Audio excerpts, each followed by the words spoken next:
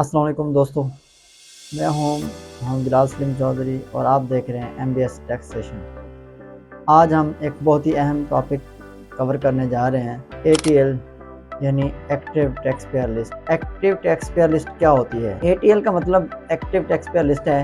ये FBR की official list होती है जिसमें उन लोगों का नाम होता है जो वक्त पर अपनी इनकम रिटर्न फाइल करते हैं।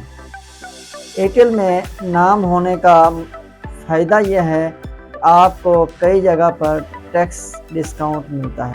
एयरटेल चेक करने का तरीका चलिए स्टेप बाय स्टेप देखते हैं कि एयरटेल में अपना नाम किस तरह चेक करते हैं, उसका तरीक़ाकार क्या है।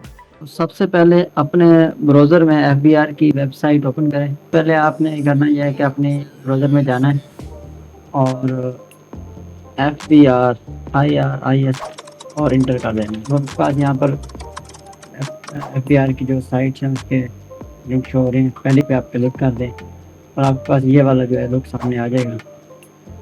उस दिन भी हम जब हम NTR रजिस्ट्रेशन का तरीका सीख रहे थे, लास्ट वीडियो में जो हमने देखा था, तो यही टैब हमने खोला था और यहाँ पर आए थे हम जो रजिस्ट्रेशन पे, और बाद में हमने लॉगिन किया था। लेकिन आज हम इधर नहीं आएंगे, बल्कि आप इसको थोड़ा सा स्क्रॉल करेंगे और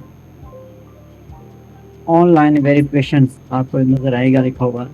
अब देखें नीचे यहाँ पर आपको active tax payer list, income tax, उसके नीचे आपको और भी बहुत सारी चीज़ें देखने को मिलेंगी, जैसे active tax payer list AJ के आज़ाद जम्मू कश्मीर के बारे में, active tax payer list downloads option है, active tax payer list sale tax के बारे में है, टैक्स पेयर प्रोफाइल इंक्वायरी, और भी बहुत कुछ नीचे आपको नज़र आ रहा है। लेकिन हमारा आज का जो टॉपिक है वो यही है कि हमने एक्टिव टैक्स पेयर लिस्ट जो है उसके अंदर अपना नाम चेक करना है, क्या उसमें हमारा नाम आता है या नहीं आता। तो यहाँ पर आपको नज़र आ रहा है टैब खुला हुआ, इसके अंदर आप आएँ, ऊपर लिखा हुआ है पैरामीटर टैब। तो आप यहाँ पर आप सेलेक्ट करेंगे कि आपने NTN देना है या CNIC देना है।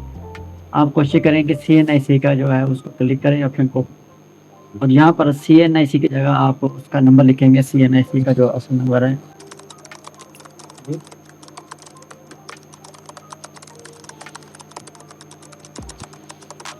ये हमने नंबर लिख दिया है।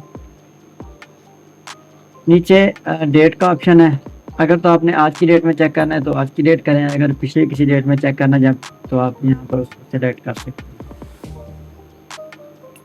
अब साथ इधर कैप्चा का ऑप्शन है, यहाँ पर आप जो दिए के साथ नंबर है वो पुट करें और वेरीफाई का जो ऑप्शन है उसके ऊपर क्लिक करें। तो यहाँ पर आपको शो हो गया कि नो रिकॉर्डिंग लिस्ट, इस ID कार्ड का कोई रिकॉर्ड मौजूद नहीं है। इसका मतलब यह है कि ये record income tax payer list में जो है एक्टिव टैक्स पेयर लिस्ट में मौजूद नहीं है। अगर तो इनका स्टेटस एक्टिव होता, इन्होंने रिटर्न फाइल की होती, रजिस्ट्रेशन की होती और गोशवारा दिया होता, तो इनका रिकॉर्ड जो है वो यहाँ पर शो हो जाना था। क्योंकि ये एक्टिव नहीं है, इसलिए रजिस्टर नहीं है, तो इसलिए इनका नाम इस लिस्ट में नहीं है। अब इस रिकॉर्ड अगर नहीं मौजूद, शो नहीं हो रहा, तो अब क्या करना है उसके बारे में हम अभी देखते हैं।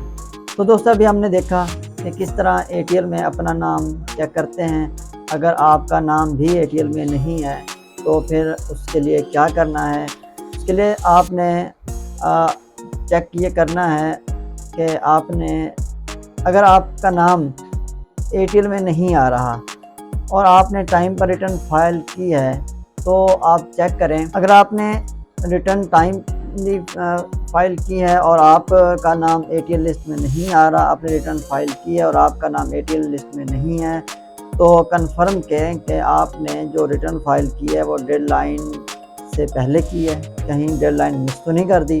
चेक करें कि रिटर्न सक्सेसफुली सबमिट भी हुई है या वो ड्राफ्ट में ठहरी हुई है, कहीं ऐसा तो नहीं है कि वो रिटर्न सबमिट ही नहीं हुई हो। अगर आपने रिटर्न फर्स्ट टाइम सबमिट की है, रिटर्न फर्स्ट टाइम आपने फाइल की है और लेट रिटर्न, या फिर आपने लेट रिटर्न फाइल की है, तो उसके लिए आपको 1000 रुपये का ATL चालान पे करना होता है। अगर आपने ATL चालान पे नहीं किया तो भी आपका नाम ATL लिस्ट में नहीं आएगा। आपको अगर वीडियो पसंद आई है तो वीडियो को लाइक करें, चैनल को सब्सक्राइब करें और बेल आइकन को दबाना ना भूलें। हमारी आने वाली वीडियो आपको लम्हा ब लम्हा टैक्स के बारे में आगाह करेगी और आपको ATL के बारे में, टैक्स के बारे में, प्रोफाइल के बारे में जो चीज़ें एक आम और नए लर्नर्स को ज़रूरत होती है वह हम बताएंगे। तब तक के लिए हमें इजाज़त दें, मिलते हैं अगली वीडियो में। बहुत शुक्रिया।